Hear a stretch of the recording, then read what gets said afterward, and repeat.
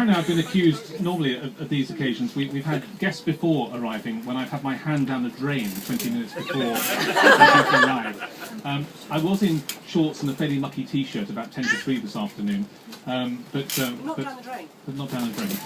I love the expression of you as a figurehead. Quite a small, petite figurehead.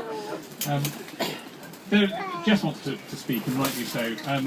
As the sort of fill-in comedy act to start with, I would just recall, the warm-up man, I would just recall 2 issues. One is, you can't see it because it's so beautifully covered and masked. We have what is known as the pavilion. It's a wonderful English thing. It's actually a rotting shed now. We've got some Spanish students who've joined us today, which is great to see. Jess has been teaching now for, must be 15 or 18 years, probably. 15? There we are.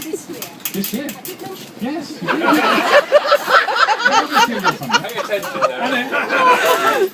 And she started off, first at the local community centre, and then in a very homely way, because students didn't like the idea of doing evening classes and having to do examinations and things, so she did it right at home. Tea and coffee breaks in the middle, 2 hours, but 11 people in the pavilion. And she started off in evenings, which was great. Unfortunately, this was one of the nights I was back home, and I was putting in a new ring main. And at 9 o'clock at night, I turned the fuses off. Total darkness.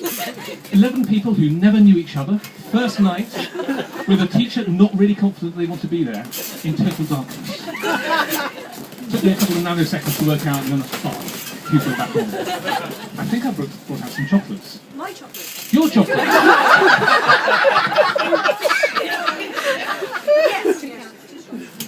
The final thing to say, because I shall be brief, is that, as you might have seen, there's on the boards behind us a theatrical line to Jess's adulthood and indeed early years as well.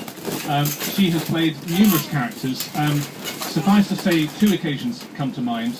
First, having asked her to marry me, and she making me wait a week. Well done, Jess. 25 years, you're just not forgiven.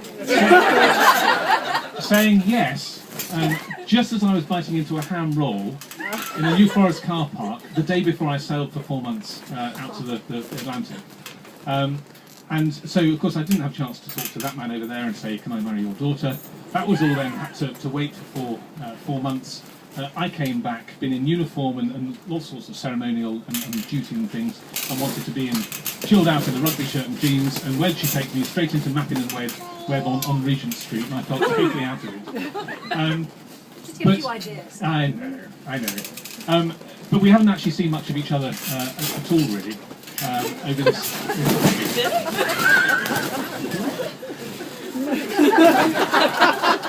But I came back from that trip.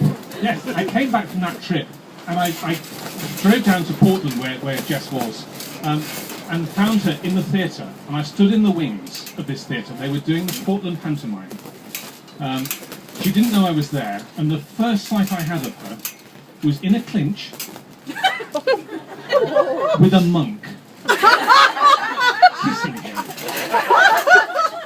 And she said she'd marry me. Most recently on stage, only 2 months ago, she was a certain character, and many of us on the left-hand side will know this, a certain Mrs. Reese. People were coming up to me after that performance, and my cousin, who saw it for the first time, never seen Jess acting, and said, Darren, is she really like that? Of course my response is, absolutely. Perhaps you might get a little vocation. Will you be Mrs. Reese this afternoon at some stage? Okay. All right. All I would say is, because we're going to sing Happy Birthday in a moment, but I think Jess is today, in my mind at least, as lovely, as fun, as sparky, as vibrant, as intelligent, as a wonderful companion as she was when I, as a teenager, fell for all those years ago. Back in, yes, you were a cradle snatcher. And indeed, Penny, I think, ran into her cabin that night at Dartmouth and said, "Jess," with a whole load of girls behind her, "he's a teenager."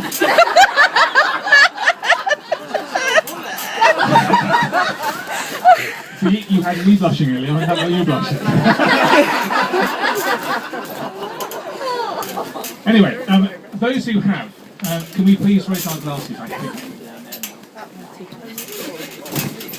And if you haven't, then we'll just sing in any event, but perhaps I should start and I've got an awful voice. But anyway, Jess. Happy birthday to you. Happy birthday to you. Happy birthday, dear Jess. Happy birthday to you.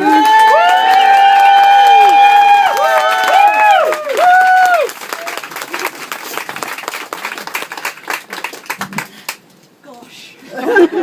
Microphone. Speech! Can you stand up, Jess?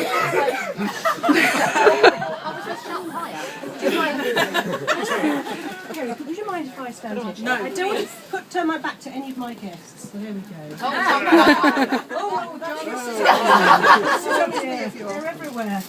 Right, well, gosh, this is what I'm going to do. All of my poor learners over here will tell me I'll always tell you exactly what I'm going to do. I'll do it and then I'll tell you what I've done. Okay, so I'm going to first of all thank a few people. And then I'm going to tell 3 funny stories, and I promise you to go sit down again. Okay. So first of all, I've got to thank all the people who helped me put today together. Closer. Mrs. Reese. Mrs. Reese. That's what I mean. I've no idea. No, It took you ages to get that right in the show, and you did it naturally then. I've got to thank the people that helped me put today together. My family, whom I treat like staff on occasions like this. Quite right, too. I have to, and also 1 or 2 old friends who are kind enough to turn up early, which is a big mistake. Who just work like anything, and I just tell them what to do, and they're just wonderful. So, but particularly Jasper, Laura, Darren. It's so unusual and so lovely to have you all at home. It so rarely happens, and as you know, you are my greatest treasure. It's lovely to have friends from all different parts of my life. I've got a couple of bosses here. I've got an ex-boss here, so that's quite good news. I've got all my acting friends here. I've got my learners here from my Thursday evening class.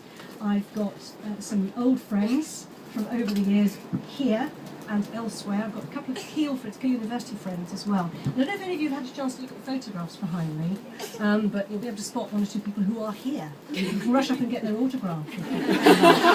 And lots of local friends have come as well, which is lovely. And Oscar's here, which is really nice. Yeah.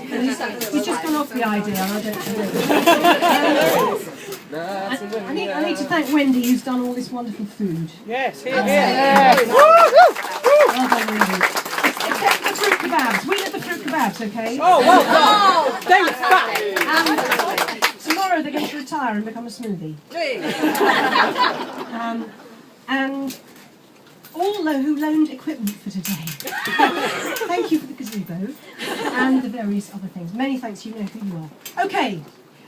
I always think it's best to tell a true funny story, and so many stupid things have happened to me over the years, it's been difficult to make the choice. So I'm just going to tell you three quick ones. My favourite perhaps was when I was at the Edinburgh Festival as a student. We did War and Peace at Keele, and we took it up to Edinburgh and had a great time. It was a great show.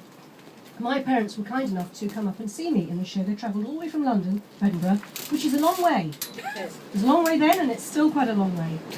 And they said, right, we'll come to the last night. I said, don't do that, because if you come to the last night, everyone will miss about. You won't see a decent show. So come to the second to last night. Okay, so we came all the way up from London to Edinburgh, saw the second to last night, and what I didn't know is that the rest of the cast had decided that they were going to make that the night they messed about, because they all had family coming on the last night.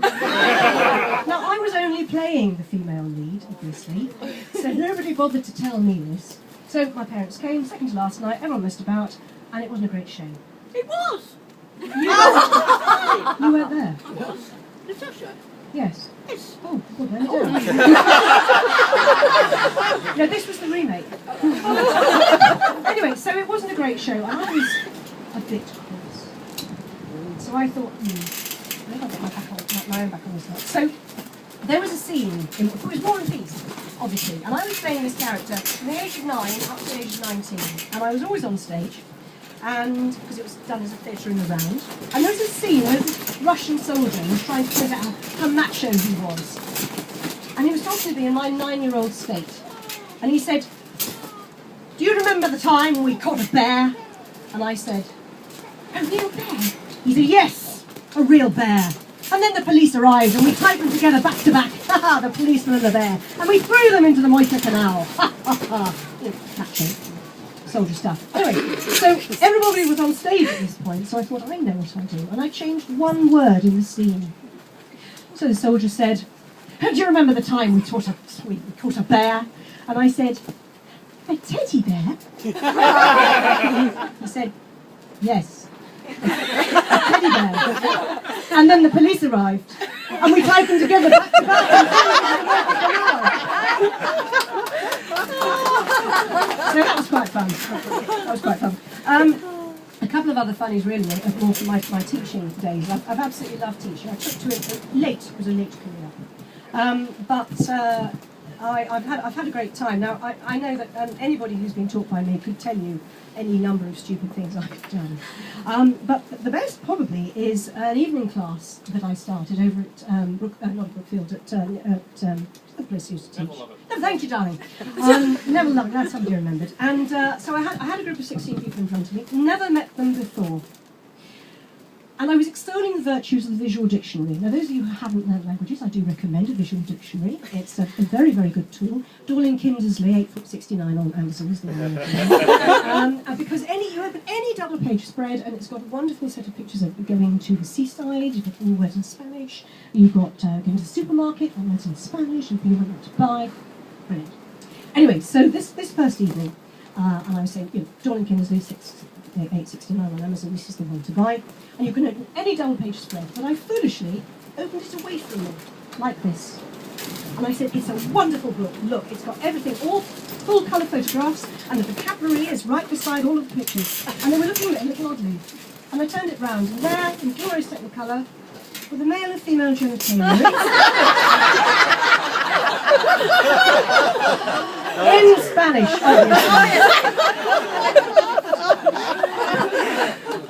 So now, I open it first.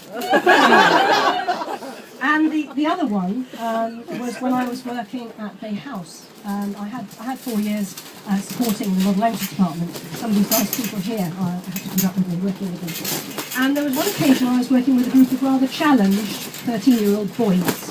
There were about 11 of them in the class. And we were in an IT suite, and the task was to put together a list in French of their favourite foods and find a picture on the internet to go with each word. So a bit like a visual dictionary, obviously, but not available on Amazon, as far as I know.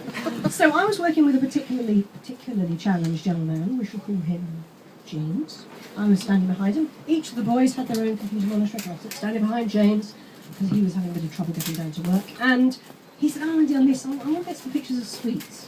Okay, I said, "Well, have you tried, putting sweets into Google?" He said, "Yeah, but they're all English sweets. I want some French sweets." I said, "Right, have you looked up the word for sweets?" "Yes, it says bonbons." Yeah, that's right.